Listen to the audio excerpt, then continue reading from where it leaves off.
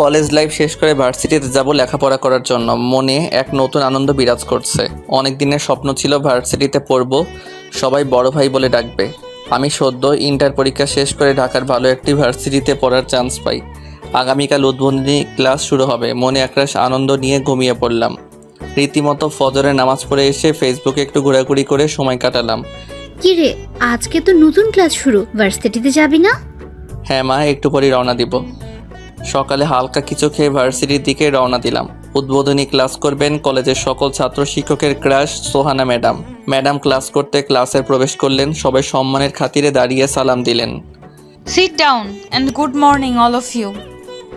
সবাই চিৎকার করে বলল, গুড মর্নিং ম্যাডাম। ম্যাডাম সবাইকে এক এক করে পরিচয় দিতে বললেন। সবাই যে যার মতো পরিচয় দিল। এবার আমার পালা। Hey, young man, what's your name? G madam, Saifur Rahman. Madam কিছুক্ষণ ইংরেজি ভাষার লেকচার দিয়ে ক্লাস শেষ করলেন। আমরাও সব ক্লাস শেষ করে বাসার দিকে রওনা দিলাম পায়ে হেঁটে হেঁটে। প্রতিমধ্যে একটা গাড়ি এসে আমার সামনে থামলো। ভিতর থেকে কে যেন আমাকে বলল, সাইফুর এদিকে এসো। আমি অবাক হয়ে তাকিয়ে দেখলাম সোহানা সাবা ম্যাডাম ডাকছে। আমি কাছে আসতেই, কোথায় যাবা? জি ম্যাডাম, এই তো সামনেই। ওঠো, তোমাকে নামিয়ে দেই। না মানে ম্যাডাম। মানে করো না, ওঠো বলছি। কিছু না বলে গাড়িতে উঠে পড়লাম। তোমার মা বাবা কি করে? মা বাবা গ্রামে থাকেন। মা গৃহিণী আর বাবা গ্রামে ছোটোখাটো ব্যবসা করেন। তুমি এখানে কোথায় থাকো?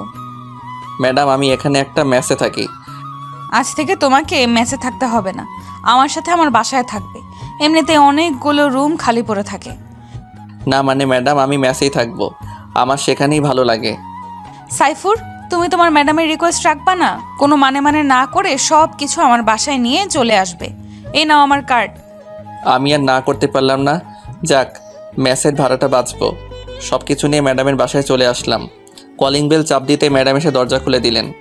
সাইফুর, তুমি এসেছো? বাইরে কেন, ভেতরে আসো। ম্যাডামকে দেখে আমি তো পুরো অবাক। পিঙ্ক কালারের একটা শাড়ি পরেছেন। ম্যাডামকে আজ অপরূপ সুন্দরী লাগছিল। মনে হয় কোনো হুর জান্নাত থেকে পালিয়ে জমিনে চলে এসেছে। আমি অবাক হয়ে এক দৃষ্টিতে ম্যাডামের সৌন্দর্য উপভোগ করছিলাম। ম্যাডামের ডাকে আমার হুঁশ ফিরল। সাইফুর, কি দেখছো এমন করে? না মানে ম্যাডাম, কিছু না। ম্যাডাম একটু মুচকি হেসে বলল, চলো তোমার রুমটা দেখিয়ে দেই। ওয়াও, এটা বাড়ি নাকি রাজপ্রাসাদ? আচ্ছা ম্যাডাম, এত বড় বাড়িতে আর কে কে থাকে? ম্যাডামের উত্তর শুনে আমি তো অবাক। আমি একা থাকি, সাথে একটা কাজের মেয়ে থাকে। কেন ম্যাডাম, আপনার মা বাবা অ্যান্ড হাজব্যান্ড তারা কোথায় থাকেন? ম্যাডামের এমন উত্তর শোনার জন্য আমি একদম প্রস্তুত ছিলাম না। ম্যাডামের উত্তর শোনার জন্য আমি মোটেই প্রস্তুত ছিলাম না। আমার মা বাবা বেঁচে নেই, আর আমি এখনো বিয়ে করিনি। ম্যাডাম আপনি এখনো বিয়ে করেননি কেন? কি পরীর মতো চেহারা, মাশাল্লাহ। হয়েছে, আমার বিয়ে নিয়ে তোমার এত ভাবতে হবে না। চলো তোমার রুমটা দেখিয়ে দেই। ও চলুন ম্যাডাম। ম্যাডাম আমাকে নিয়ে একটা রুমে গেলেন। রুমটা বেশ বড় এবং বেশ সাজানো গোছানো। দেখে আমার খুব পছন্দ হয়েছে। মনে মনে বললাম, বাপরে বাপ, এত বড় রুমে জীবনেও ঘুমানোর সৌভাগ্য হয় নাই। ম্যাডাম বলল, সাইফুর, তুমি ফ্রেশ হয়ে রেস্ট নাও, আমি আসছি। এই বলে ম্যাডাম চলে গেলেন। আমিও ওয়াশরুমে গিয়ে ফ্রেশ হয়ে আসলাম।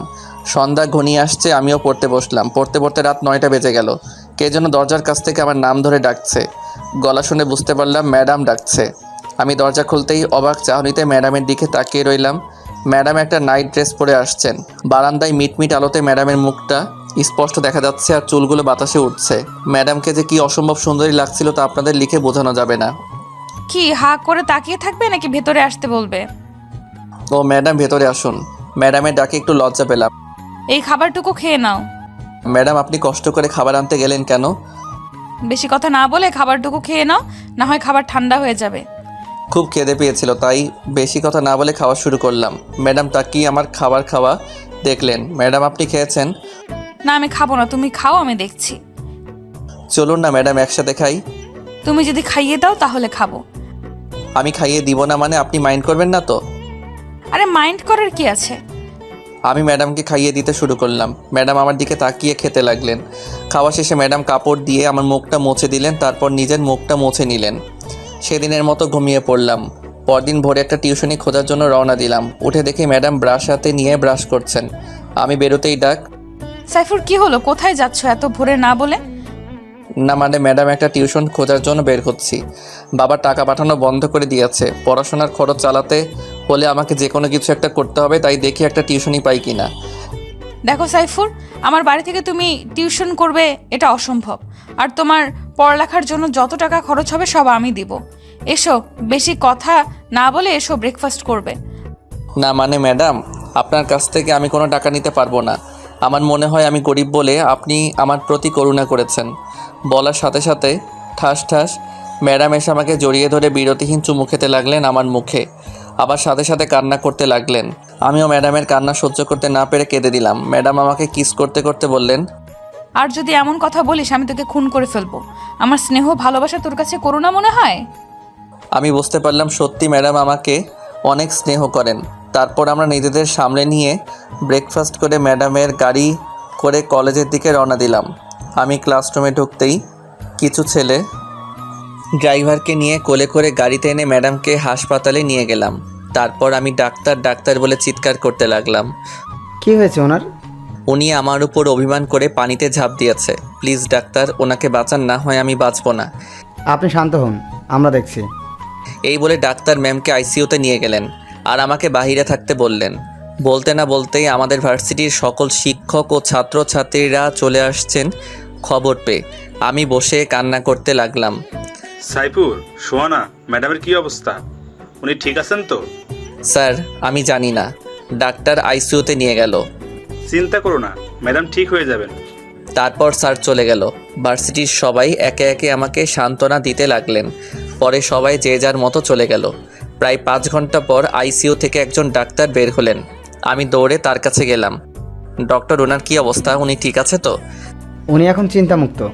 আমরা ঘুমের ইঞ্জেকশন দিয়ে ওনাকে ঘুম পড়িয়ে দিয়েছি। আমি একটা হাসি দিলাম। ডক্টর, আমি কি ওনার সাথে দেখা করতে পারি? আপনি ওনার কে হন? জি মানে আমি ওনার হাজব্যান্ড। ও আচ্ছা, যান, কিন্তু ঘুম ভাঙাবেন না। ওকে ডক্টর, থ্যাংক ইউ। তারপর একটা দৌড়ে ম্যামের কক্ষে প্রবেশ করলাম। তারপর দেখলাম ম্যাম নিষ্পাপ শিশুর মতো ঘুমিয়ে আছেন। আমি ম্যামের মাথার কাছে এসে বসলাম। ম্যামের কপালে আমার ঠোঁটের কোমল পরশ এঁকে দিলাম। ঠোঁটে কিস করতেই ম্যামের ঘুমটা ভেঙে গেল। ম্যাম আমাকে ঝটকা দিয়ে সরিয়ে দিলেন। আমি এখানে কেন? আমি এখনো মরিনি কেন? আর তুই আমার কাছে কেন? তুই তো আমাকে ভালোবাসিস না। আমার ভালোবাসা তো তোর কাছে করুণা মনে হয়। সরে যা এখান থেকে, আমি তোর মুখ দেখতে চাই না। ম্যাম চিৎকার করে বললেন। ম্যামকে আর কথা বলতে না দিয়ে ম্যামের ঠোঁট জোড়া চেপে ধরলাম আমার ঠোঁট দিয়ে। ম্যাডাম ধাক্কা দিয়ে ছাড়ানোর ব্যর্থ চেষ্টা করলেন, কিন্তু পারলেন না। তারপর তিনি শান্ত হয়ে যান। আমার সাথে রেসপন্স দিচ্ছেন। এভাবে কতক্ষণ ছিলাম জানি না। হঠাৎ কারো কাশির শব্দে আমাদের হুঁশ ফিরল। তাকিয়ে দেখলাম আমাদের ভার্সিটির সিনিয়র সিনথিয়া আপু ও আমার ক্লাসমেটরা দরজায় দাঁড়িয়ে মুচকি হাসছে। আমি আর ম্যাডাম দুজনেই খুব লজ্জা পেলাম আর নিজেদের সামলে নিলাম। হয়েছে হয়েছে, আর লজ্জা পেতে হবে না। 20 মিনিট ধরে দাঁড়িয়ে ফ্রি সিনেমা তো দেখেই নিলাম। ভার্সিটির সিনিয়র সিনথিয়া আপু, উনি আমার অতীতের ক্রাশ ছিল। একবার প্রপোজও করেছিলাম, উনি রাজি হয়নি। উনি বলে আমি নাকি পিচ্ছি পোলা। এবার তো দেখিয়ে দিলাম আমি কি পারি। সামনে দেখেন কি হয়। সিনথিয়া আপুকে মিন করে মনে মনে বললাম। তারপর আমি উঠে রিসিপশনে গিয়ে টাকা জমা দিয়ে ম্যাডামের রিলিজ লেটার নিয়ে আসলাম। রুমে ঢুকতেই দেখি সিনথিয়া আপু ও বাকিরা ম্যামের সাথে হেসে হেসে কথা বলছে। আমি ঢুকতেই, ইদুলা ভাই, কি খবর? ভালো চলছে সিনেমা। সিনথিয়া আপু জোরে হেসে বললেন। আমি লজ্জা পেয়ে মনে মনে বললাম, তামাশা দেখেছ? ক্রাশের মুখেও দুলাভাই ডাক শুনতে হয়। আল্লাহ, সিনথিয়া আপুর যেন জীবনও বিয়ে না হয় দোয়া কইরা দিলাম। তারপর ম্যাডামকে রিলিজ করে ম্যামের বাসায় চলে আসলাম। আমি ম্যামকে কোলে করে নিয়ে ওনার রুমে শুইয়ে দিলাম আর আমি ফ্রেশ হতেই আমার রুমে চলে গেলাম। বিকেলবেলা ম্যাডামকে দেখতে তার রুমে আসলাম। তারপর ম্যাডামকে ডাক দিলাম, কিন্তু কোনো সারা শব্দ পেলাম না। চিন্তায় পড়ে গেলাম, ম্যাডামের কোনো বিপদ হলো না তো। রুমে এসে ম্যামকে খুঁজতে লাগলাম, কিন্তু কোথাও খুঁজে পাচ্ছি না। হঠাৎ দেখি ম্যাডাম ওয়াশরুম থেকে বের হচ্ছেন। আমাকে দেখা মাত্রই জোরে চিৎকার করে উঠলেন, শয়তান, তুই আমার রুমে কি করছিস? বের হ বলছি। বারে আমি আমার বউয়ের রুমে আসবো না তো কে আসবে? আমি তোর কেমন বউ? তোর সাথে কোন জন্মে আমার বিয়ে হয়েছে? বিয়ে হয়নি তো কি হয়েছে, হয়ে যাবে। জানো তোমাকে আজ খুব বিশ্রী দেখাচ্ছে। ওয়াক। কি বললি তুই? কুত্তা, কান পচা বান্দর, শয়তানের খালাতো ভাই, পেতনির জামাই, রাক্ষসীর দেবর আমাকে বিশ্রী দেখাচ্ছে? দাঁড়া, তোর একদিন আর আমার যেই কয়দিন লাগে। প্রচণ্ড রেগে গিয়ে ম্যাম আমাকে মারার জন্য ধাওয়া করছেন। আমিও দৌড় দিলাম। আমাকে আর পাইকে। ম্যাডামও আমার পিছন পিছন আসছেন, কিন্তু ধরতে পারছেন না। অনেকক্ষণ দৌড়াদৌড়ি করে স্লিপ কেটে সোজা আমার গায়ের উপর পড়লেন। আমি মেজের সাথে আঘাত পেলাম, মাথা ফেটে রক্ত পড়ছে। আমি ব্যথায় চিৎকার করতে লাগলাম। ও মাই গড, কি হয়েছে তোমার? তোমার মাথা ফেটে তো রক্ত পড়ছে। এ আমি কি করলাম? আমার জন্যই তোমার এই অবস্থা। প্রচণ্ড কান্না করতে করতে ম্যাম তাড়াতাড়ি ডাক্তারকে ফোন করেছেন। ডাক্তার বাসায় এসে আমার ট্রিটমেন্ট করলেন। আমি এখনও সেন্স হারাইনি কিনা মেডিসিন লিখে দিয়ে ডাক্তার চলে গেলেন। ম্যাডাম ড্রাইভারকে দিয়ে মেডিসিনগুলো আনলেন। ম্যাম আমার কাছে বসে কান্না করতে লাগলেন। ম্যাম প্লিজ এভাবে কাঁদবেন না, আমার কিছুই হয়নি। ওই, আমাকে আর ম্যাম ম্যাম বললে আর একটা বাড়ি দিয়ে মাথা ফাটিয়ে দেবো। ওকে মাই ডিয়ার সোহানা ম্যাম। আবার ম্যাম? Sorry dear. তারপর ম্যাডাম নিজের হাতে আমাকে খাবার খাইয়ে দিলেন, তারপর মেডিসিন খাওয়ালেন। এভাবে প্রায় 1 সপ্তাহ চলতে থাকে। আমিও আস্তে আস্তে সুস্থ হয়ে উঠি। অনেক দিন পর ভার্সিটিতে যাব ভাবছি, সামনে আবার এক্সাম আছে। ম্যামের গাড়ি করে ভার্সিটিতে রওনা দিলাম। ভার্সিটিতে নেমে ম্যাডাম টিচার্স রুমে আর আমি ক্লাসের দিকে রওনা দিলাম। হলের ভিতরে ঢুকতেই সিনথিয়া আপু ও তার বান্ধবীরা আমাকে ঘিরে ধরলেন। কি খবর দুলা ভাই, বিয়ে করবেন কবে? কার বিয়ে? কিসের বিয়ে? কার সাথে বিয়ে? কেন, সুহানা ম্যামের সাথে তোর বিয়ে?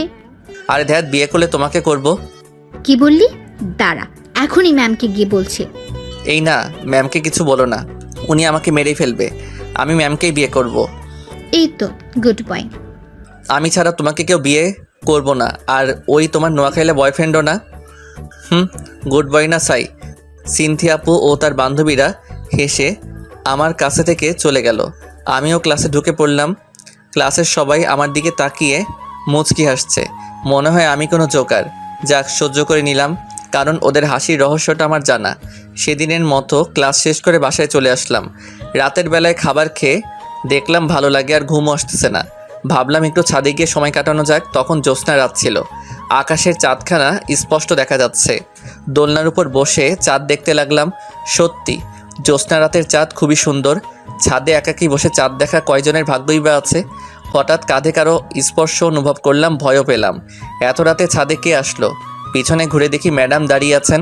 চাঁদ মিটমিট আলোতে ম্যাডাম অপরূপ সুন্দরী লাগছিল। কি সুন্দর চাহনি, টানা টানা চোখ, যে কেউ প্রথম দেখায় শক্ট খাবে। কিন্তু আমি খাইনি, কারণ উনি প্রথম আমার উপর ক্রাশ খেয়েছিল। ম্যাম সরি, সোহানা তুমি এত রাতে ছাদে কেন? রুমে একা একা শুয়ে থাকতে ভালো লাগছে না, ভাবলাম তোমার সাথে গিয়ে গল্প করি। কিন্তু তোমার রুমে গিয়ে তোমাকে পেলাম না। আমি অনেক ভয় পেয়ে গেছিলাম। অনেক খোঁজাখুঁজির পরে ছাদে এসে পেলাম।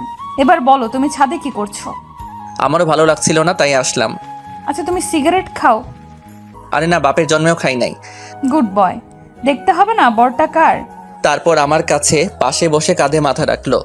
আমি তোমার বর হলাম কবে? আমাদের বিয়েই বা হলো কবে? হয়নি তো, কি হয়েছে? হয়ে যাবে। আমি তোমাকে বিয়ে করব না, কারণ 3rd ইয়ারের সিনথিয়া আপু তোমার আগে আমাকে প্রপোজ করেছিল। আর উনি আমার খুব কেয়ার করে। ম্যামকে রাগানোর জন্য বললাম। কি বললি তুই? সিনথিয়া তোকে প্রপোজ করেছে? ওর কত বড় সাহস আমার জিনিসে হাত বাড়ায়! ওকে তো আমি মেরেই ফেলবো। বলেই চলে যেতে লাগলো। আমি একটানে পাশে বসিয়ে দিলাম। আমি ম্যামের খুব কাছে চলে আসলাম। দুজনেরই নিঃশ্বাস ভারী হয়ে আসছে। ম্যামের ঠোঁটের সাথে আমার ঠোঁট লাগিয়ে দিলাম। এভাবে অনেকক্ষণ চললো। ম্যামও আমাকে ছাড়তে চাইছেন না। কিছুক্ষণ পর ছাড়লো। দুজনেই হাঁপাতে লাগলাম। হাঁপানো শেষে ম্যাম বলল, সাইফুর, তুমি কখনো আমাকে ছেড়ে চলে যাবে না তো? হঠাৎ এমন কথা কেন বলছো? আমি কোথাও যাব তোমায় ছেড়ে? না মানে, আমার কেমন জানি ভয় করছে। আমি সোহানা ম্যামকে জড়িয়ে ধরে বললাম, আমি আমার পাগলি ম্যামটাকে ছেড়ে কোথাও যাব না, সারা জীবন ভালোবাসবো। আচ্ছা, আমাকে একটা গান শোনাও। কি? আমি গান গাইবো? আমি গান পারি না। আমি কিন্তু রেগে যাচ্ছি।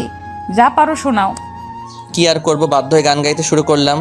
খেপা ছেড়ে গেলে মনে মানুষ আর তো পাবো না, না না যেতে দেব না, তোমায় হৃদ মাজারে রাখবো, ছেড়ে যাব না। ভুবন মোহিনী গোড়া মণিজানের মন হারা আমি রাধার প্রেমে মাতো আরা, থাকবো না কো না না না, তোমার হৃদ মাজারে রাখবো, ছেড়ে যাব না। ওয়াও, তুমি তো ফাটিয়ে দিয়েছো। তোমার ভয়েস তো অনেক সুন্দর। তুমি কোথায় গান শিখছো? কোথাও না, নিজে নিজে শিখেছি। আচ্ছা তুমি গান গাইতে পারো না? হ্যাঁ পারি তো, কিন্তু এখন শুনবো না, সময় হলে শোনাবো। চলো রুমে যাব, অনেকক্ষণ হলো ছাদে আসলাম। ওকে চলো। পা পা গেল রে, আমি হাঁটতে পারছি না। আমাকে একটু কোলে করে নিয়ে নাও। না আমি পারবো না। ওকে, তাহলে আমিও যাব না। ওনার অভিনয়ের কাছে হার মানলাম। বাধ্য হয়ে কোলে নিলাম। ওমা কি ময়দার বস্তারে! আচ্ছা তুমি কোন গোদামের চাল খাও? ম্যামকে রাগানোর জন্য বললাম। কি বললি? আমি মোটু, আমাকে নামা, আমি যাব না। ম্যামের কপালে চুমু দিয়ে বললাম, রাগ করে না শোনা, আমি তো মজা করে বলেছিলাম। তারপর ম্যামকে তার রুমে গিয়ে শুইয়ে দিলাম। আমি চলে আসতেই, এই কোথায় যাচ্ছ তুমি? ম্যাম আমার হাত ধরে বললেন, আমার রুমে যাচ্ছি, ঘুমাবো না? না, আজকে তুমি আমার সাথে ঘুমাবে। কি বলো তুমি, তোমার সাথে ঘুমাবো মানে? বিয়ের আগে এসব ভালো না। আমি কিছু বুঝতে চাই না, কিছু শুনতে চাই না, তুমি আমার সাথে ঘুমাবে, এটা আমার শেষ কথা। অনেক জোরাজুরির পর রাজি হলাম। তারপর মাঝখানে একটা কোলবালিশ দিয়ে ভারত পাকিস্তান বর্ডার বানিয়ে নিলাম। মধ্যরাতে আমার ঘুম ভেঙেছে, উঠতে চাচ্ছি কিন্তু পারছি না। পরে দেখি ম্যাম বর্ডার ক্রস করে আমার গায়ের উপর শুয়ে আছেন। আমি আর সরালাম না। ঘুমন্ত অবস্থায় ম্যামকে ঘুমন্ত পরীর মতো দেখাচ্ছে। কোন এক কবি বলেছেন, ঘুমন্ত অবস্থায় যে নারীকে সুন্দর দেখায় সেই প্রকৃত সুন্দরী। সকালে ম্যামের ডাকে ঘুম ভাঙলো। এই উঠো, আর কত ঘুমাবে? ম্যামকে জড়িয়ে ধরে বললাম, আর একটু ঘুমাতে দাও না। ওঠো বলছি, নয়তো পানি ঢেলে দিব। আর কথা না বলে উঠে পড়লাম। দুজনেই ব্রাশ করে ফ্রেশ হয়ে নিলাম। প্রথম বর্ষের পরীক্ষাও শুরু হয়ে গেছে। ভালোভাবে পরীক্ষাটা দিলাম। পরীক্ষার পর প্রতি বছরই ভার্সিটিতে সাংস্কৃতিক অনুষ্ঠানের আয়োজন করা হয়। এবারও করা হলো। আমি গান গাওয়ার জন্য নাম লেখালাম ম্যামের অনুরোধে। অনুষ্ঠান শুরু হয়েছে। প্রতিযোগীরা যে যার মতো পরিবেশন করলো। এবার আমার পালা। আমি গান গাইতে শুরু করলাম। কে যে এই রং ঝিলমিল খুশির ভাষায়, মন্টি ভাষায়, কোন এক বিভোর নেশায়, কোন এক বন্ধু পাখির মনোহর মোহর আলোয় পড়িয়ে রঙিন রাখি। আমি রোজ স্বপ্ন সুখে গান লিখে যাই বাংলা ভাষায়। গান গাওয়া শেষ করলাম, সবাই করতালিতে ব্যস্ত। আমার মেয়ে ক্লাসমেটরা সবাই আমার সাথে সেলফি তোলার জন্য আসলো। ম্যাম দূর থেকে সব দেখছে, উনি তো রেগে আগুন। এই রে আমি গেলাম, এখন কি করি? ম্যাম ভিড়ের মধ্যে এসে আমার হাত ধরে সবার সামনে থেকে টেনে নিয়ে আসলেন। তারপর আমাকে নিয়ে গাড়িতে বসালেন। রাস্তায় কেউ কারোর সাথে কথা বলছে, দুজনে নীরবতা পালন করছি। ম্যামকে দেখে বোঝা যাচ্ছে উনি প্রচণ্ড রেগে আছেন। আমি নীরবতা ভেঙে জিজ্ঞেস করলাম, কি হয়েছে সোহানা, কথা বলছো না কেন? আর এরকম রেগে আছো কেন? ম্যাম আমার কথার উত্তর না দিয়ে গাড়ি চালাচ্ছেন। আমরা বাসার সামনে চলে আসলাম। ম্যাম গাড়ি থেকে নেমে আমার হাত ধরে টেনে তার রুমে নিয়ে গেলেন। তারপর বেডের উপর ফেললেন। নিজের স্মার্টফোনটা বের করে আমার বুকের উপর উঠে ছবি তুলতে লাগলেন। সোহানা কি করছে এসব? পাগল হয়ে গেছো নাকি? হ্যাঁ, আমি পাগল হয়ে গেছি। আমি দেখবো আজ তুই কত সেলফি তুলতে পারিস। আমাকে ছেড়ে অন্য মেয়েদের সাথে সেলফি তোলা হচ্ছে। তুমি এর জন্য রেগে আছো? বিশ্বাস করো, আমি ওদের সাথে ইচ্ছে করে সেলফি তুলি নাই, ওরাই জোর করে সেলফি তুললো। তুমি কি কচি খোকা যে ওরা বললো আর তুমি তুললা? আমি ম্যামকে জড়িয়ে ধরে বললাম, সরি, আমার বেবিটার কখনো এমন হবে না, আর সেলফি তুলবো না। তুমি কেন বোঝো না? আমি তোমার পাশে অন্য কাউকে সহ্য করতে পারি না। এই যে কানে ধরলাম, আর এমন হবে না, এবার কান্না থামাও প্লিজ। তারপর ম্যাম কান্না থামিয়ে ফ্রেশ হতে চলে গেলেন। আমিও আমার রুমে গিয়ে ফ্রেশ হয়ে নিলাম। এদিকে আমার প্রথম বর্ষের পরীক্ষার রেজাল্ট দিয়েছে। আমি রেজাল্ট দেখতে ভার্সিটিতে চলে গেলাম। রেজাল্ট দেখে আমি তো অবাক, অনেকে ভালো রেজাল্ট করেছি। আসলে সব কিছু ম্যামের জন্যই সম্ভব হয়েছে। তিনি আমাকে হেল্প না করলে হয়তো ভালো রেজাল্ট করতে পারতাম না। ভাবলাম তাড়াতাড়ি ম্যামকে গিয়ে ধন্যবাদ দিব। হাসি মুখে ভার্সিটি থেকে বের হতে লাগলাম। পিছন থেকে কে যেন আমার নাম ধরে ডাক দিল।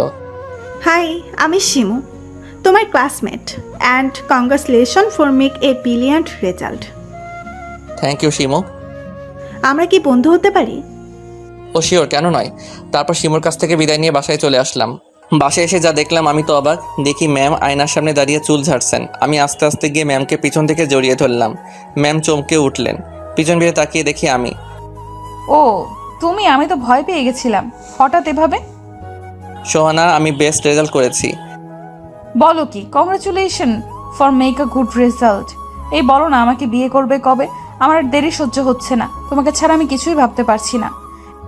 আর কয়েকটা দিন অপেক্ষা করো, তারপর গ্রামে গিয়ে বাবা মার কাছে গিয়ে তোমার ব্যাপারে বলবো। তখনই তাদের বলে তোমাকে বিয়ের কথা বলবো। আর অনেক দিন হলো বাবা মাকে দেখি না, তাদের দেখতে খুব ইচ্ছে হচ্ছে। ম্যাম আমাকে চুমুকে বলল, এই তো আমার বাবুটা লক্ষ্মী ছেলের মতো কথা বলেছে। কবে যাচ্ছ গ্রামে? আমাকে সঙ্গে নিয়ে যাবে কিন্তু। আমি তোমাকে ছাড়া থাকতে পারবো না। না, তোমাকে এখন নিয়ে যাওয়া যাবে না, সবাই খারাপ ভাববে। আগে সব ঠিক করি, তারপর তোমাকে নিয়ে যাব। ওকে আমার বাবুটা, তুমি যা বলবে তাই হবে। এবার আমাকে ছাড়ো, আমি ফ্রেশ হব।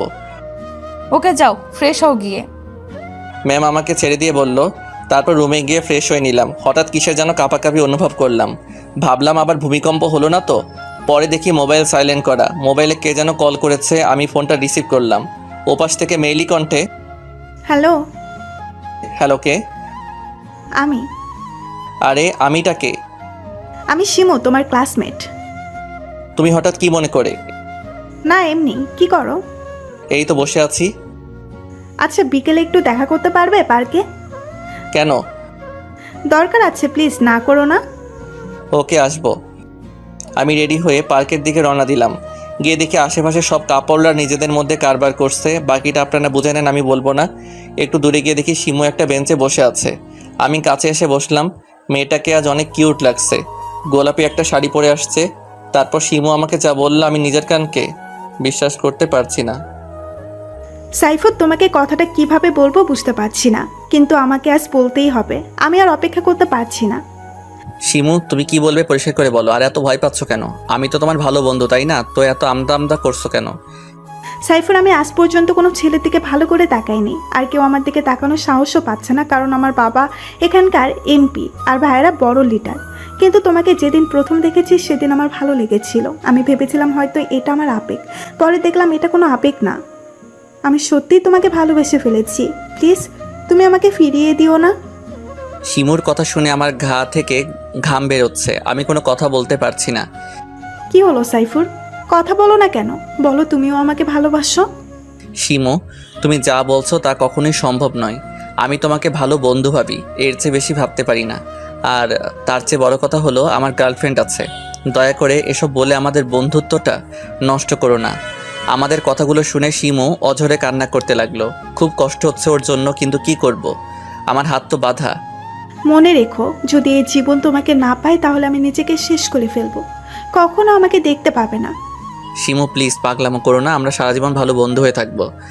আমাকে কথা বলতে না দিয়ে কান্না করতে করতে সেখান থেকে চলে গেল। আমি মূর্তি হয়ে সেখানে দাঁড়িয়ে রইলাম। কি করব কিছুই বুঝতে পারছি না। মেয়েটা আবার কি না করে বসে, যে জেদি মেয়ে। না না, আমি সোহানার সাথে প্রতারণা করতে পারবো না। যে মানুষটা আমাকে এত ভালোবাসে, আমি কিভাবে তাকে ছেড়ে যাব? না, আমি এটা করতে পারবো না। এসব ভাবতে ভাবতে বাসায় চলে আসলাম। বাসায় এসে রুমে গিয়ে বসে পড়লাম আর ঘটনাগুলো ভাবতে লাগলাম। এমন সময় সোহানা ম্যাম আমার রুমে আসলো। সাইফুর, তোমার কি হয়েছে? এমন মনমরা হয়ে বসে আছো কেন? প্লিজ আমাকে সব খুলে বলো। আমি আর সহ্য করতে না পেরে ম্যামকে জড়িয়ে ধরে কান্না করতে লাগলাম। সাইফুর প্লিজ কান্না করো না, আমি স্থির থাকতে পারছি না। তারপর কান্না থামিয়ে ম্যামকে সব খুলে বললাম। সোহানা, আমি তোমাকে খুব ভালোবাসি, তোমাকে আমি ছাড়তে পারবো না। সোহানাকে জড়িয়ে ধরে কান্না করে বললাম। ম্যাম আর স্থির থাকতে না পেরে ধরে কান্না শুরু করলেন। জানো সোহানা, আমার খুব ভয় হয়, কারণ ওর ভাইয়া খুব ভয়ঙ্কর গুন্ডা বদমাশ। ওরা যদি তোমার কোনো ক্ষতি করে। তুমি কোনো চিন্তা করো না, আমি তোমাকে ছেড়ে কোথাও যাব না। কেউ আমাদের কোনো কিছুই করতে পারবে না। আল্লাহ আমাদের সাথে আছে। পরে ম্যামকে জড়িয়ে ধরে কতক্ষণ কান্না করেছিলাম জানি না। ওদিকে শিমুর কোনো খাওয়া দাওয়া নেই, দরজা বন্ধ করে শুধু কান্না করে, না খেয়ে রোগা হয়ে গেছে। মা, তোর কি হয়েছে বল আমাকে। ঠিক মতো খাচ্ছিস না, ঘুমাচ্ছিস না, সারাদিন শুধু কান্না করছিস। শিমু কোনো কথা না বলে শুধু কান্না করে। তারপর শিমুর বাবা চলে গেল। কিছুক্ষণ পর শিমুর বড় ভাই শিমুর রুমে আসলো। শিবু বোন আমার, তোর কি হয়েছে বল আমাকে। কেউ কি তোকে কিছু বলেছে? তুই শুধু একবার বল ওর নাম, আমি ওর মাথা কেটে তোর পায়ের কাছে নিয়ে আসবো। তোর কান্না আর সহ্য করতে পারছি না। ভাই, আমি সাইফুরকে ভালোবাসি, ওকে ছাড়া আমি বাঁচবো না। ওকে তুমি আমার কাছে এনে দাও না প্লিজ। বোন, তুই কোনো চিন্তা করিস না, আমি যেভাবেই হোক তোর ভালোবাসার মানুষকে তোর কাছে ফিরিয়ে নিয়ে আসবো। তুমি সত্যি বলছো ভাইয়া? সাইফুরকে আমার কাছে নিয়ে আসবে? হ্যাঁ রে বোন, সত্যি। এবার চল খাবি। তারপর শিমুর ভাই শিমুকে নিজ হাতে খাবার খাইয়ে দিলেন। তারপর শিমুর ভাইও কিছু ছেলে আসলো ম্যামের বাসায়। ক্রিং ক্রিং ক্রিং ক্রিং। ম্যাম এসে দরজা খুলে দিল। আপনারা কারা? এখানে কি চান? কাকে খুঁজছেন? আমি শিমুর ভাই, সাইফুরকে নিতে এসেছি। আমার বোন ওকে ভালোবাসে, ওর জন্য খাওয়া দাওয়া সব বন্ধ করে দিয়েছে। কোথায় ওকে ডেকে দিন। ও বাসায় নেই। আর শুনুন, সাইফুর শিমুকে ভালোবাসে না, ও শুধু আমার ভালোবাসা। আপনারা এখন আসতে পারেন। দেখুন, ভালোই ভালোই বলছি, ওকে ডেকে দিন। আমরা ওকে শিমুর কাছে নিয়ে যাব। বললাম তো ও বাসায় নেই। আমরা যাচ্ছি, কিন্তু যাচ্ছি না, আমরা আবার আসব। আর আমার বোনের সুখের জন্য আমি কারো প্রাণ নিতে দ্বিধা করব না। আপনি আমাকে হুমকি দিচ্ছেন? যদি মনে করেন তাই। এসব হুমকি ধামকি দিয়ে শিমুর ভাইও তার লোকেরা চলে গেল। কিছুক্ষণ পর বাসায় আসলাম। সোহানা, তুমি কোথায়? সোহানার কোনো আলাপ পাচ্ছি না। ওনার রুমে গেলাম, দেখি ম্যাম কান্না করতে করতে বালিশ ভিজিয়ে ফেলেছে। আমি সোহানার কাছে যেতেই দৌড়ে এসে আমাকে জড়িয়ে ধরলো, কান্নাকাটি শুরু করলো। তারপর আমি বললাম, কি হলো সোহানা, এভাবে কাঁদছো কেন? কি হয়েছে আমাকে বলো। জানো শিমুর, গুন্ডা ভাই এসেছিল তোমাকে নিয়ে যেতে, আর বলছে আমাকে তোমার জীবন থেকে সরিয়ে দেবে। তুমি বলো, কোথাও যাবে না আমাকে ছেড়ে? কান্না করে বলল সোহানা। আমার পাগলি ম্যাম, আমি কোথাও যাব না তোমাকে ছেড়ে। আর শিমুর ভাইকে আমি দেখে নিব, তুমি থাকো, আমি আসছি। না না, তুমি কোথাও যাবে না। ওরা তোমাকে মেরে ফেলবে, ওরা খুব খারাপ।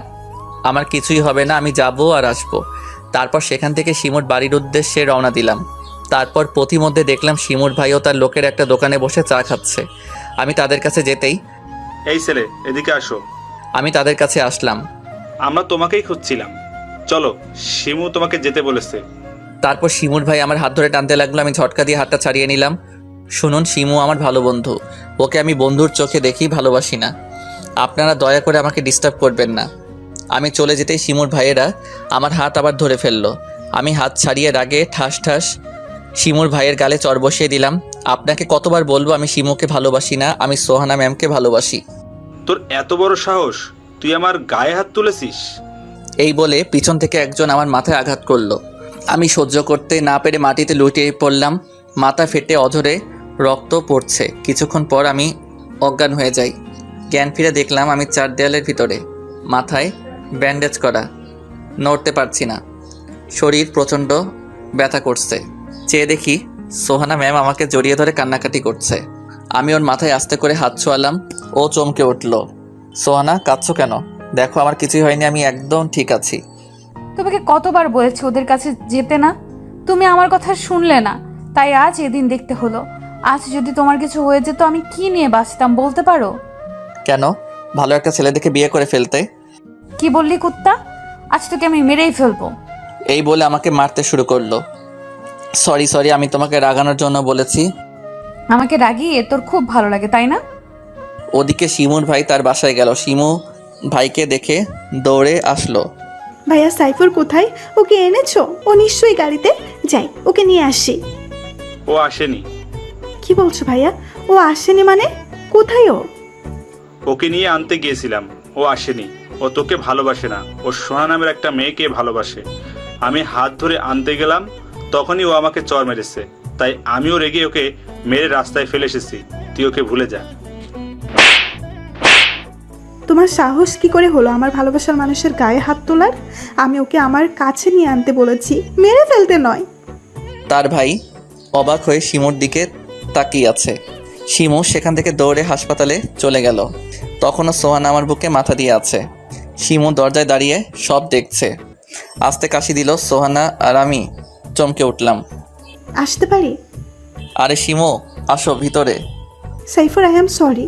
আমার ভাইয়ের পক্ষ থেকে আমি ক্ষমা চাচ্ছি। আমি বুঝে গেছি জোর করে সব পাওয়া গেলেও ভালোবাসা পাওয়া যায় না।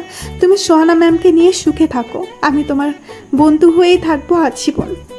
শিমু, আমি কিছু মনে করিনি। তুমি যা করেছো আমাকে প্রচুর ভালোবাসো বলেই করেছো। তোমার প্রতি আমার কোনো রাগ নেই।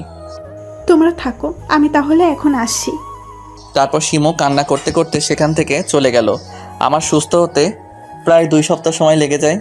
সোহানা হাসপাতাল থেকে রিজাইন লেটার নিয়ে বাসায় নিয়ে আসলো। সোহানা, আমি আর দেরি করব না, গ্রামে যাব, বাবা মার সাথে কথা বলে আমাদের বিয়ের কাজটা সেরে ফেলবো। তুমি সত্যি বলছো? সত্যি। আমি গ্রামে চলে আসলাম সোহানার কাছে থেকে বিদায় নিয়ে। ট্রেন থেকে নেমে সোজা বাড়ির দিকে রওনা দিলাম। গ্রামের মানুষের মাঝে অনেক পরিবর্তন এসেছে, কিন্তু আমাদের বাড়িটার কোনো পরিবর্তন নেই, আগের মতোই আছে। মা দেখো, ভাইয়া এসেছো? বাড়িতে আসতেই মা বাবার তাহমিনার চিৎকার শুনে বাইরে চলে আসলো। মা আমাকে জড়িয়ে ধরে কান্নাকাটি শুরু করলো। মা, প্লিজ কেঁদো না, আমি আসছি তো। দীর্ঘ অনেকদিন মা বাবার সাথে কোনো যোগাযোগ ছিল না। চল বাবা, আগে ঘরে চল। খাবার খেতে খেতে মা বাবাকে সব খুলে বললাম। ঢাকায় ঘটে যাওয়া মা বাবাকে সোয়ানার ছবি দেখালাম। সোয়ানাকে বাবা মার খুব পছন্দ হয়েছে। মা, জানো সোয়ানার কেউ নেই পৃথিবীতে। তোমরা যদি বলো আমি ওকে আসতে বলবো। ওকে বাবা, তুই তাড়াতাড়ি বৌমাকে আসতে বল। বৌমার চাঁদ মুখখানা দেখতে খুব ইচ্ছে করছে। তারপর আমি তাড়াতাড়ি সোহানাকে ফোন দিলাম। সোহানা সাথে সাথে ফোন রিসিভ করলো। হ্যালো সোহানা, কেমন আছো? সাইফুর, তোমাকে ছাড়া আমি ভালো নেই। শোনো, তোমাকে মা বাবার খুব পছন্দ হয়েছে, তারা বিয়ের জন্য রাজি হয়েছে। তুমি সত্যি বলছো? আমার তো বিশ্বাসই হচ্ছে না। আমার যে কি খুশি লাগছে। পাগলি একটা। শোনো, তুমি কালকে চলে আসবে আমাদের বাড়িতে। তারপর সোহানা আমাদের বাড়িতে চলে আসলো। আমি ওকে স্টেশন থেকে রিসিভ করে এনেছি। মা দেখো, ভাইয়া ভাবিকে নিয়ে আসছে, তাড়াতাড়ি আসো, দেখে যাও। মা বাবা সবাই আসলো। সোহানা সবার পা ছুঁয়ে সালাম করলো। ও মা, আমার বৌমা কি মিষ্টি দেখতে, মাশাআল্লাহ, একদম পরীর মতো। কথা না বলে বৌমাকে ঘরে নিয়ে চলো। তারপর আমরা ঘরে চলে আসলাম, খাওয়া দাওয়া শেষ করলাম। সোহানা মা, আমি চাই তাড়াতাড়ি তোমাদের বিয়েটা দিয়ে দিতে, যেহেতু তোমরা দুজন দুজনকে আগে থেকে পছন্দ করো। তোমার কি মত? আম্মু আপনারা যা ভালো মনে করেন তাই। ঠিক আছে মা, তুমি তোমার রিলেটিভ সবাইকে আসতে বলো। আমি এ সপ্তাহে তোমাদের বিয়ে দিতে চাই। ওকে বাবা। আমি রুমে গিয়ে খুশিতে ব্রেক ড্যান্স দিতেছি, শেষ পর্যন্ত ম্যামকে নিজের করে পাবো। এরই মধ্যে সোহানা আমার রুমে এসে হাজির। আমার এই অবস্থা দেখে হাসতে শুরু করলো। আমি লজ্জায় শেষ। দূর কিসের লজ্জা, হবু বউয়ের সামনে। কি ব্যাপার সাহেব, এত খুশি কেন আজকে? তুমি এসব বুঝবা না, ছোট মানুষ। কি আমি ছোট মানুষ? দাঁড়াও, এখন দেখাবো ছোট মানুষ কি করতে পারে। কি করবা? সোহানা আমার দিকে এগিয়ে আসছে, আমি পিছনে আসছি। পিছনে যেতেই খাটের উপরে পড়ে গেলাম। সোহানা আমার গায়ের উপর ঝাঁপিয়ে পড়লো হায়নার মতো। নিজের ঠোঁট দিয়ে আমার ঠোঁট চেপে ধরলো। আমার দম বন্ধ হয়ে আসছে। তারপর সোহানা আমার দিকে এগিয়ে আসছে, আমি পিছনে যেতে লাগলাম। যেতেই খাটের উপরে পড়ে গেলাম। সোহানা আমার গায়ের উপর ঝাঁপিয়ে পড়লো, আমার ঠোঁটের সাথে ওর ঠোঁট লাগিয়ে দিল। কিছুক্ষণের জন্য হারিয়ে গেলাম দুজনেই। আমি সরানোর চেষ্টা করলাম, কিন্তু ও সরল না। বুঝলাম না আজকে সোহানার এত শক্তি কোথা থেকে আসলো। মনে হয় মরা গরু খেয়ে আসছে। দীর্ঘ 5 মিনিট পর আমাকে ছেড়ে দিল। আমি হাঁপাতে লাগলাম, দম যায় যায় অবস্থা। শোনো, বাকি আদরটুকু বাসর রাতের জন্য তুলে রাখলাম। আমি অবাক হয়ে ওর দিকে তাকিয়ে রইলাম। মেয়েটা আজ কেমন হিংস্র হয়ে গেছে, মনে হয় খেয়ে ফেলবে আমাকে। সোহানা প্লিজ এখন যাও, আমার খুব ক্লান্ত। ওকে, যাচ্ছি। তারপর সোহানা আমার রুম থেকে চলে গেল। আমার কেমন জানি খুশি খুশি লাগতেছে। সোহানা ম্যামকে নিজের বউ হিসেবে পাবো ভাবতেই গা শিউরে ওঠে। আজ শুক্রবার আমার আর সোহানা ম্যামের বিয়ে। আমরা আজ জীবনের নতুন অধ্যায় শুরু করতে যাচ্ছি। বিয়েতে অনেককে দাওয়াত করলাম, শিমুকেও দাওয়াত দিলাম। সর্বশেষ দাওয়াত দিলাম আমার পূর্বের ক্রাশ সিনথিয়া আপুকে। উনি নাকি বিরিয়ানি রান্না না করলে আমার বিয়েতে আসবে না। ভাবতেছি ওনার জন্য স্পেশালভাবে টিকটিকিট ভুনা, ব্যাঙের ফ্রাই, ব্রেড, মশা মাছির ঝোল রান্না করেছি। আমার পাঠক পাঠিকারাও আসবে। কিন্তু বলতে না বলতে আমার বিয়েটা সম্পূর্ণ হলো ভালোভাবে। আমাদের বাসরঘর সাজানোর দায়িত্ব পড়লো সিনথিয়া আপু ও শিমুর উপর। ঠেলা সামলাও। ওরা দুজন খুব সুন্দর করে বাসরঘরটাকে সাজিয়েছে। আমি ছাদের উপর বসে আছি। রুমে যেতে ভয় লাগছে। আসলে প্রথম বিয়ে করেছি তো, তাই একটু আনইজি লাগতেছে। সমস্যা নাই, ভবিষ্যতে আরও বিয়ে করলে সব ঠিক হয়ে যাবে। পিছনে ঘুরে দেখি সিনথিয়া আপু শিমু আমার দিকে রাগি লুক নিয়ে এগিয়ে আসছে। কাছে এসে দুজন আমার কান টেনে ধরলো। নতুন বউকে ঘরে বসিয়ে রেখে এখানে এসে হাওয়া খাওয়া হচ্ছে, তাই না? আসলে প্রথম বিয়ে করেছি, একটু ভয় লাগে। তোমরা একটু আসো না আমার সাথে। কি বললি শয়তান? আমরা তোর বাসর ঘরে যাব তোর আর ম্যাডামের সিনেমা দেখার জন্য? তারপর আমার কান ধরে টেনে নিচে নিয়ে আসলো, ধাক্কা দিয়ে রুমে ঢুকিয়ে দিয়ে বাইরে থেকে দরজায় লক করে দিল। আমি রুমে ঢুকে দেখি মোর বউ রুমে নাই। ও মোর আল্লাহ, মোর বউ গেছে কই? মাগো, মোর বউ গেছে কমে। সারা ঘর খুঁজলাম, খাটের নিচে খুঁজলাম, কিন্তু কোথাও পেলাম না। এত আশা ছিল বাসরাতে বিড়ালমার বসে, আশাটা মনে হয় পূরণ হবে মনে হচ্ছে। ও মা! কিছুক্ষণ পর দেখি সোহানা ওয়াশরুম থেকে বের হচ্ছে, গায়ে নাইট ড্রেস, বিয়ের শাড়ি নাই। সোহানা, তোমার গায়ের উপর শাড়ি কমে, আর তুমি আমার পা ছুঁয়ে সালাম করলে না, ব্যাপারটা কি? এই পিচ্ছি, তোরে কিসের সালাম করমু রে? চল, তোরে আজকে খেলা দেখামু। কি খেলা দেখাইবা? তারপর সোহানা আমার বুকের উপর উঠে বসলো এবং আমার ঠোঁট কামড়ে ধরলো। এই কি করো, সবাই দেখতেছে তো? কই, কে দেখে? আরে পাঠক পাঠিকারা দেখে। পাঠক পাঠিকারা তোমরা এখন যাও, আমরা এখন সিনেমা দেখামু।